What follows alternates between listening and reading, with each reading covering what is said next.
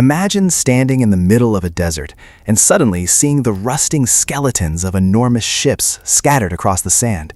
Their hulls are cracked, their paint has disappeared, and their decks have been silent for decades. There is no ocean nearby, no waves, no harbor, only dry earth stretching toward the horizon. This is Muynak, Uzbekistan, a place where ships that once sailed across one of the world's great inland seas now sit stranded in the desert. For much of the 20th century, Muynak was a thriving port town on the southern shore of the Aral Sea. The town was built around fishing, shipping, and the water that surrounded it. Hundreds of families depended on the sea for their livelihoods. Fishing boats moved across the water, carrying workers and supplies, while the local fish processing industry provided employment for thousands of people. The Aral Sea itself was once one of the largest inland bodies of water on Earth. Located between present-day Kazakhstan and Uzbekistan, it stretched across an enormous area and supported a productive fishing industry. For the people of Muynak, the sea was not simply a geographical feature. It was the center of everyday life. Then, slowly, the sea began to disappear. During the Soviet era, beginning particularly in the 1960s, enormous irrigation projects diverted water from the Amu Darya and Sur Darya rivers to support large-scale agriculture, especially cotton production. These rivers had supplied much of the water that naturally flowed into the Aral Sea. As more and more water was redirected toward farmland, less reached the sea. At first, the changes were difficult to notice. Then the shoreline began moving farther away from Muynak. Year after year, the water retreated. The fishing boats that once moved freely across the sea were eventually left farther and farther from the shoreline. Harbors became useless, fishing routes disappeared, and the town that had once stood beside the water slowly found itself surrounded by an expanding desert. By the late 20th century, the transformation was devastating. The Aral Sea had lost a huge portion of its surface area and volume. Salinity increased dramatically, making the remaining water increasingly hostile to many species of fish. The fishing industry collapsed, and the communities that depended on it suffered enormous economic and social consequences. In Muynak, the evidence of this environmental disaster became impossible to ignore.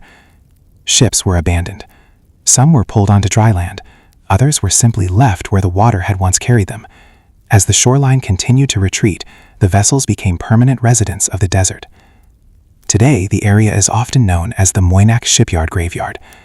The site is extraordinary. Large, rusting fishing vessels rest on the barren ground, surrounded by sand and dry vegetation.